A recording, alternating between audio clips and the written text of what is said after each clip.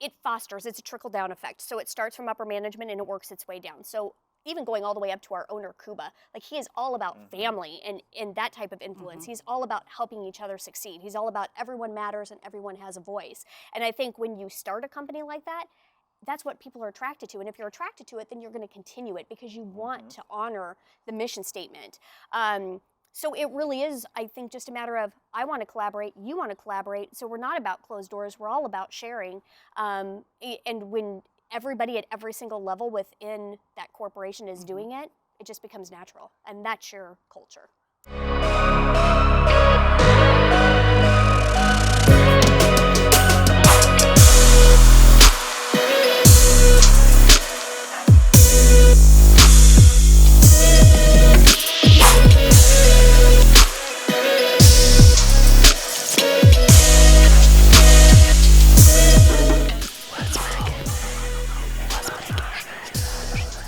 Hey there, welcome to episode 5 of Backyard Gossip. We are here in Litchfield, Arizona. We have a special guest today.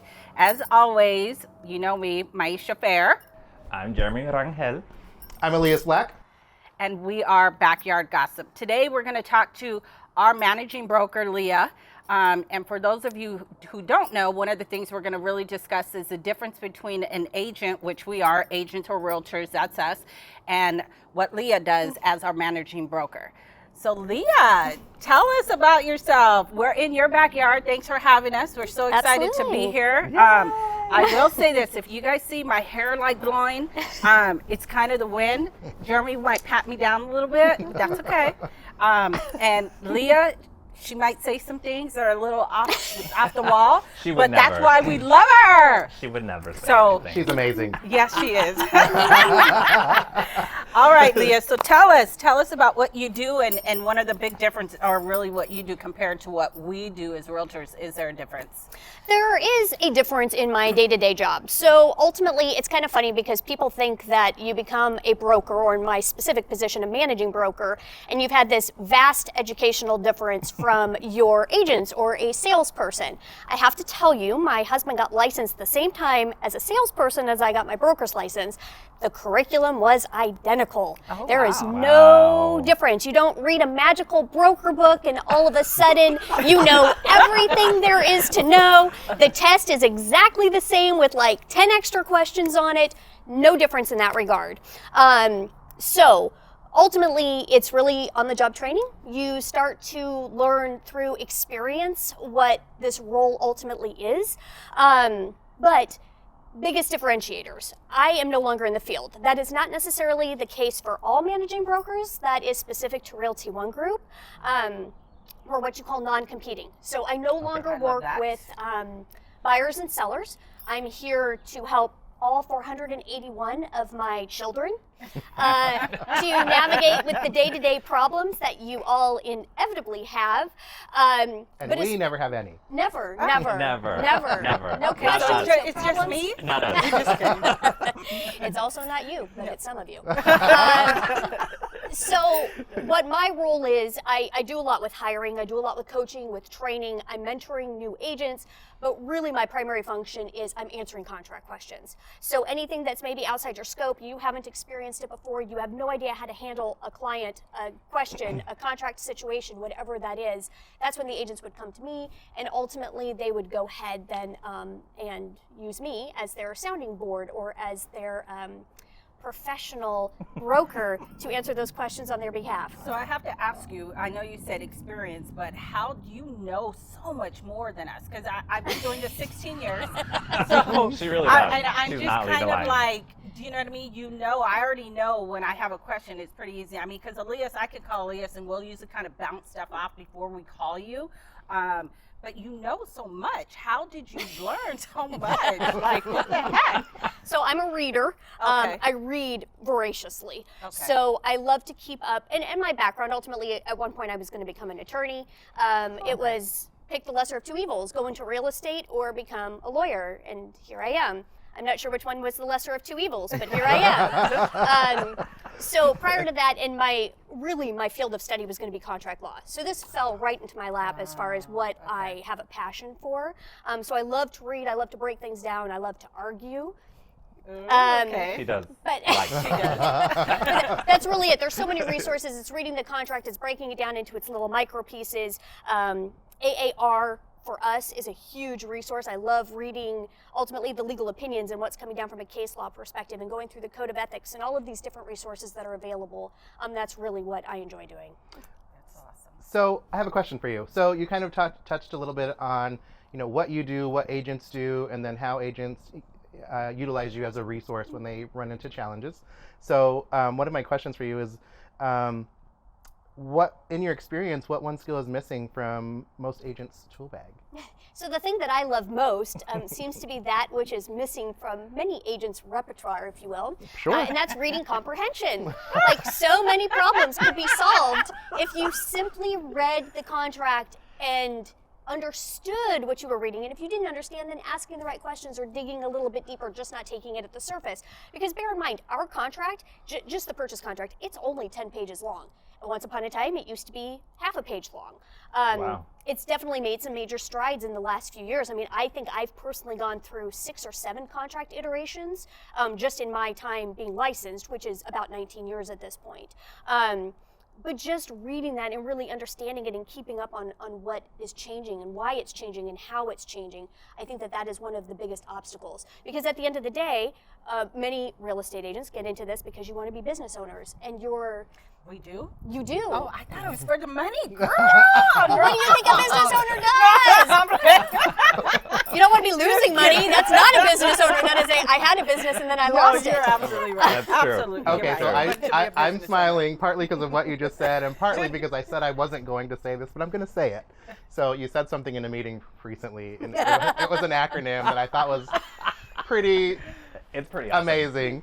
It's And- poignant. Yep, it is, and it's FITO. FITFO. Oh, there you go. Oh. See, there you go. If you miss the second F, then you missed the It doesn't entire have the same point. effect. Yeah, It so doesn't tell have us the same why effect. don't you tell us what the acronym is, but without saying the one. The second F. There you go. Fair Thank enough. you. So it's FITFO, and it means figure it the F out. Okay. The best. The best And you phrase. say this to your agents, including us, because Regularly. Look, not to me, but no, just kidding. No, only because I was To all late. those other Only agents. because I was late to the meeting. I didn't hear. But, so, what does that really mean to you? Like, what is that for agents? What are you wanting them to get from that? So everything is figure outable. Is one of my other favorite things to say, that I like ultimately that. there Agreed. is a solution out there for you. And as a business owner, as an entrepreneur, it is your job to figure it out. Now, that doesn't mean don't rely on external sources, don't rely on some help. But at the end of the day, when you want to be at that level, when you want to be running your own business, you have to be solution oriented. So you have to be able to go and find solutions for whatever problem is coming your way. Got it. That's awesome. That is I think, awesome. what would you say is like one of the things that bothers you the most about agents in general, like them calling you? Like, what is it that bothers you? Can the she most? narrow it down? No, I mean, but is there like one question that you get often and you're like, really, you guys don't know that?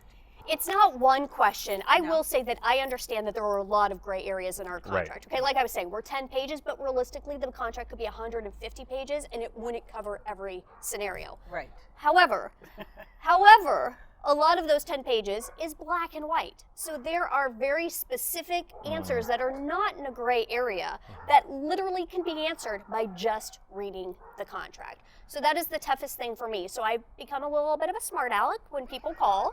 And when they ask me a question that is one of those black and white responses, I'm like, so what does the contract say? Ooh, I haven't And got then I that. wait. Thank goodness. You haven't got Look, that. I haven't Yours got are that. far more convoluted and complicated. So you heard it here, folks. You heard it here first, folks. Figure it the out. F out. There you go. Yeah. Do you find in a couple of those scenarios where agents, the black and white, where it's plainly black and white, do you feel like agents are emotionally involved in their transaction to where they're trying to figure out, like, well, it says this, but do you know what I'm saying? Like, do agents find themselves being emotionally involved in the transaction to where they're trying to figure out or manipulate the contract to make it in their favor? Yes, that definitely does happen. And I understand, and sometimes, honestly, I think it's because we gave bad advice to a client, and now that's coming back on us. So we're trying to figure out how do we backpedal from this and save face, so ultimately we don't look like the idiot that we potentially are in this equation. And how do we do so that it looks like we're solution-oriented? So that does happen periodically. For my agents, like I'm a straight shooter. If you have done something wrong, I'm going to tell you, you screwed this up. But now let's figure out how we're going to fix this, because at the end of the day, that's what we need to do. We need to fix it on behalf of our client. Full disclosure, just so you guys are aware, she's not, when she's saying they don't know, this isn't us. We know what the hell we're doing. We're excluded. This is nothing, yes, Just we're so y'all excluded know. from that. That has nothing to do with us, right? Not at all. No, you all are so good. No, I would never say anything negative about the three here. But Yeah, So- no. I feel the love. So, Leah, you have 481 agents under you. Is that right? Today, it'll be 483 tomorrow. Oh, and growing. Look at that. Yay. Closer to 500. Because you are a bad broker. yes, Yep. yes. You know what? Just real quick side note. Do you know I only carry my license there because of you? Oh. That is And true. I'm Yeah. being serious. Us too. Like, You swear. guys We do do all do. live on the other Us side too. of the world. The We other do. I side of the appreciate world. that. We Like do. seriously, Yep. I hang my license because of you. So, Thank you. I Yep. appreciate you. We all do. If I cried, I would shed a tear Period. right now. Oh, But but my you tear don't ducts cry. dried up when I was 10. Oh, okay. And then real estate just completely suctioned them out. There's Zero no tear ducts. crying in real estate. Oh, no crying No in real crying estate. in real estate. All right. Step back. Don't let the emotions take the better of you. And ultimately, again, That's the hard solution. part, though, not It letting is. the emotions. Because I think I find, That's true. even with myself, that's where I find myself most in trouble. When I've made a mistake, it's usually because I've done something emotionally versus what I knew, like, oh, it probably shouldn't be that way, but I did it because I was trying to do someone a favor, or, you know what I mean? So, And we act reactionally. So that's one of the biggest things that I find with agents is I think so much could be salvaged and saved if you just took a step back from the equation, took a breath. Don't worry about answering right away. Like we're so used to being reactive, and we think that our clients expect us to give them a response right that second, even if it's not the right response. So sometimes it's just better, hold on, take a breath, Yeah. let's relook at things, let me come back to you, because obviously it's much better to tell them, give me a beat here, as opposed to giving them wrong advice and now you're having to fix it. okay. So, with 481 agents, how do you ensure that the agents in your brokerage are knowledgeable and competent? And what training and education do you provide them? So it's a tough one because you're all independent contractors. So we can't mandate things. We can't force you to participate or perform. But overall, there's a lot to take advantage of if you are willing. So just as an example, our online university, 1U, has over 5,000 pieces of content. Webinars and tutorials and actual to-do guides, all of those types of things are in there for you. I do a monthly team meeting that I cover a lot of, like, hey, here's what's making my phone ring this month. I have a YouTube channel that has quick answers to common real estate questions. I record some of my classes. I do boot camps for the listing contract and the purchase contract. So a variety of things to take advantage of if you are so willing. Leah, what made you want to go from being an agent to being a broker? Like, what made you want to make that switch? Yeah, it was a tough one because I know that this is going to shock a lot of people. I actually make quite a bit less in this position than I was as an agent. At kind of my prime, I was a top producer. And again, with a contract background, I was really successful when the market tanked because I was really good with short sales. But as far as I like to build things, like I like to start things from the ground up, which is probably why I've built 5 new homes. And like every few years, I'm like, okay, let's move. I like change, I like challenge, and I'm really well equipped for helping other people achieve a higher level of success. Like at my core, I love teaching and I love coaching, and really this just gave me the opportunity to do that on a big scale. It certainly shows, that's for sure. Yeah, and your house is amazing, and Thank you. hopefully we get some good video of it because it's gorgeous. So, you know what we should kind of do when we're going through her house? How many, like, Mickey ears can someone find in her house? and Oh, Leah, yeah, there's like a Oh Disney my Super fan. gosh. huge Yeah, Disney there's a fan. huge Yeah. Disney fan. Yeah, so Yes. that would be kind of fun. Hidden Mickeys, it's a whole thing. Yeah, Yep. yeah. Is it really a thing? It is. Yeah, at the there's park? actually books. There's actually books at the Yeah. park where you can do hidden Mickeys, and they'll kind of give you some general ideas as to where you can find them. And then for people who have been there 500 times, it adds a unique component to kind of making it exciting while you're at the parks. Really? That's I didn't know cool. that. Yeah. Interesting. Learn Didn't know. something Learn new. something new. There you go. Yeah. Yep. So, I'm kind of jumping around here and I'm kind of going backwards. I digress on the conversation just a little bit, but I'm just curious. What does the average real estate in your brokerage do, like in volume Like or real estate production? You know, what does that look like? So it's all over the board. I literally have a ton of agents who do nothing. They're licensed solely for when they do their own personal deals, because just with as little as they have to pay, in essence, to be a realtor and to stay with Realty One Group, it's worth it for them just every few years to have one of those transactions. Is that like they're selling their own personal home or like a flip property kind of a thing? Sometimes both. Okay. Yeah, sometimes both. Sometimes it's just for family or whatever the case may be. So I'll have a whole bunch there, and then I have it going all the way up to agents who are making just under $1 million a year in gross commission income. And everything in between. So on average, it's hard because I run numbers very specific to my small geographic area here on the Southwest Valley. But when I look at it compared maybe nationally, so NAR produces this book every year that shows kind of statistics for the previous year. So I think for 2022, the average income for a realtor nationwide, and they have about 1.5 million members, was right about $54,000. So if we want to look at actual dollars, then that would be kind of your median, not average, but median baseline. About 31 to 32% of my agents make over that. I think kind of the golden desired income is that 6-figure level, and I have about 17% of my agents make over that consistently every year. Wow, awesome! That is awesome. Awesome, good stuff. I think that is good stuff.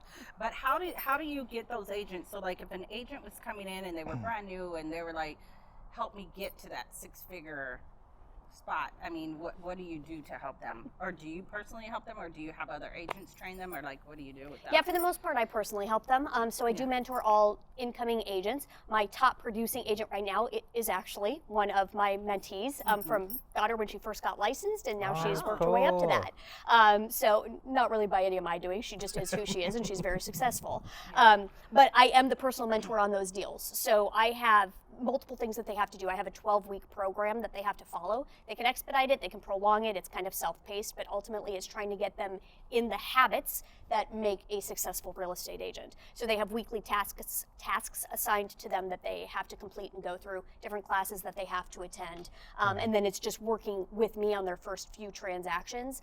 So I'm kind of a co-agent in the background. I'm helping them run comps, I'm helping them get all of their paperwork together, I'm training them to make sure that they understand the process and have that solid foundation. Gotcha. Is that something that sets you apart from other brokers?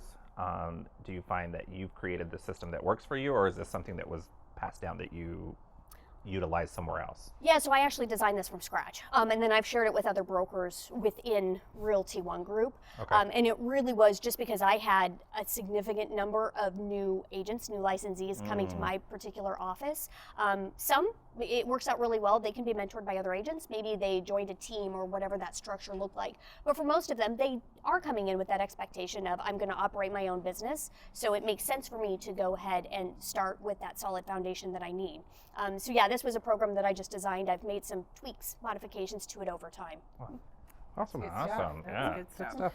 Now, I have a question kind of out there, but what do you look for, or do you even look for specific agents that you want in your office? Like, do you, when you go out and try to recruit, or do you do any recruiting at all, or do you know? Yeah. So what do you look for in a successful agent? Yes. And you can use me if you want to use me as an example. As a template. Okay. How Yeah. hard did I go after you? Yeah, there's active and passive recruiting, and that is part of my job. So active is, I know you, we might be friends, just on an industry professional level. And I will share with you, like, I'm not a hard seller. At the end of the day, I feel like Realty One Group is the place to be. I feel like we offer so much for so little that at the end of the day, I don't feel like I should have to pressure or push somebody into joining. I want you to see the value, and I want you to accept it and marry me. So, Stop sign, period. and never divorce me. There's a prenup. Period.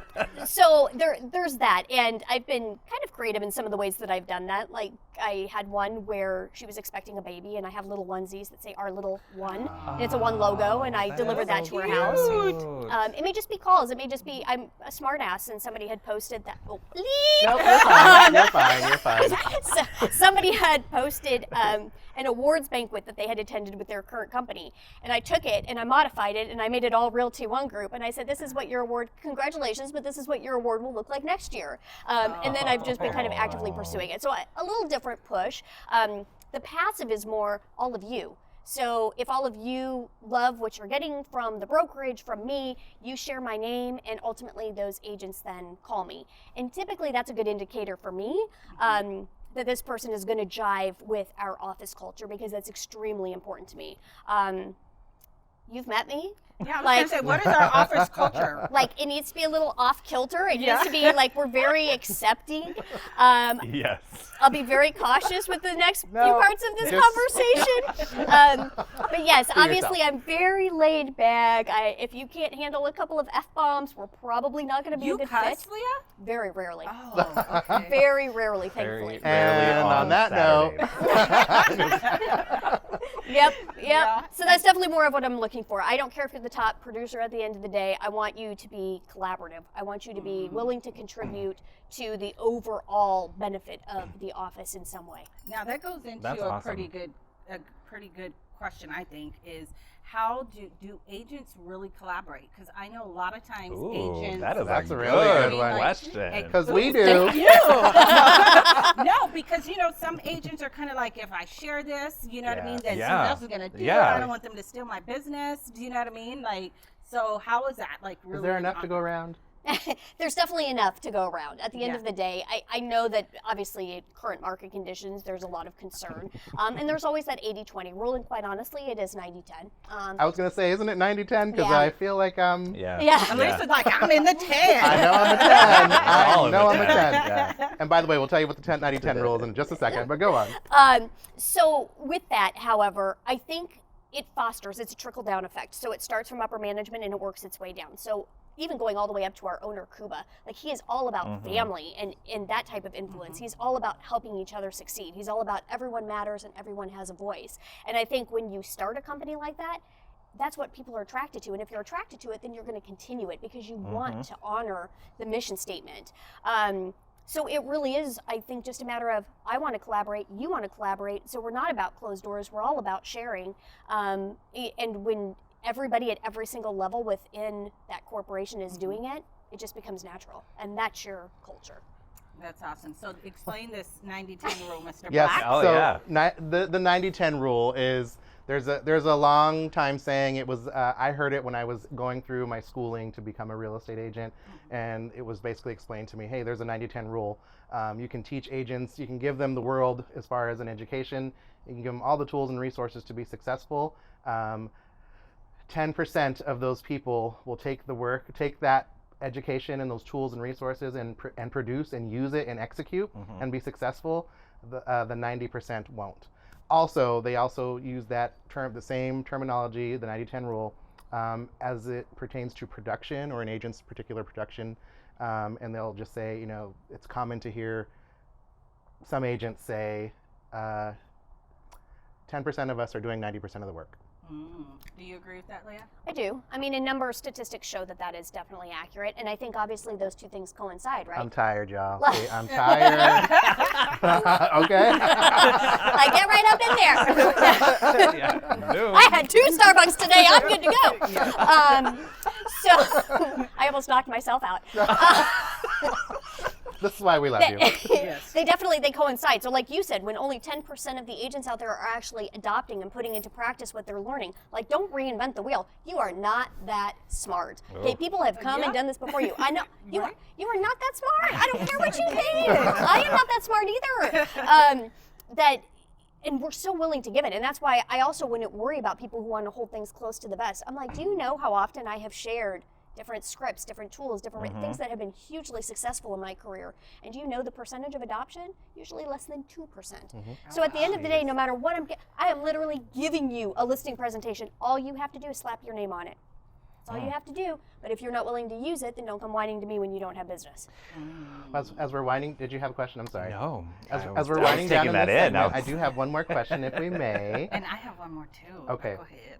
Well, you go, because I'll catch it on the next You one. will. Oh, Yep. Are you sure? Yep, Yeah. of course. She's like, who am I going to go to? Who am I going to No, go to? I kind of want to know, can you tell us statistics on our market? Like, what does Arizona look like? You know what I mean? Price-wise and all of that here in Arizona. What are we looking like? Yeah, I know it sounds like doomsday in the media, right? So Yeah. we've definitely been in what I would consider a recovery market, but still a strong market overall. The biggest thing that we're up against right now is just lack of inventory, which makes sense. And the primary reason for that, I believe, is where are these sellers going to go? So it's kind of twofold because of the fluctuation in interest rates, and I do believe it's a fluctuation problem. It's not a, oh, the interest rates are too high problem. We know that's not true. Like, none of us are scoffing at 6.5%. This isn't our first rodeo. We've seen that. We've Right. lived through that. Right. Yeah. It really is just how volatile they are. So when you're going from 6% to 7.5%, down to 6.6%, and they're dropping like this every single day, sometimes multiple times a day, there's concern. Obviously, the political atmosphere is affecting things as well. So kind of things outside of the market conditions themselves are what we're up against. But we kind of hit what we thought was going to be a buyer's market and was going to slow down, and it did for a very brief period of time. And then they've already shown such massive signs of improvement. It was like light switch off in May 2022, light switch on back in February 2023. It was that short. Yeah. And right now, every single city in Maricopa County is back to a seller's market. And a Wow. lot of that is Wow. because of lack of inventory. Wow. Awesome. Well, we That's appreciate the your time. best. Thank you for Of course. allowing us to film in your backyard Of and course. for answering our questions and having a conversation with us. We appreciate you. pleasure. Absolutely. We are Backyard Gossip, and we talk about anything and everything related to real estate. Why? Because it's our show. It is our show, isn't it? We want you guys to. There is a part 2 with With Leah. Leah Yep. coming soon, so be on the lookout for that. If you're looking for, are you taking on more agents? I am, as right long now? as they fit our office culture, That's and they're right. not going to be a PETA. That's another acronym for you. I'll let you figure that one out. I would love to have new agents join us. Awesome. Awesome. Well, we look forward to catching you on the next Backyard Gossip. In the meantime, catch the tea on the next BYG. Talk to you soon. Talk to you soon. And one more thing, Oh. if you guys just, I'm sorry. No, you're good. No, just if you're looking to buy in Arizona, please DM us, hit us up, send us messages, Absolutely. call us. If you want to know more about Leah, hit us up. If you want to join Realty One Group, hit us up.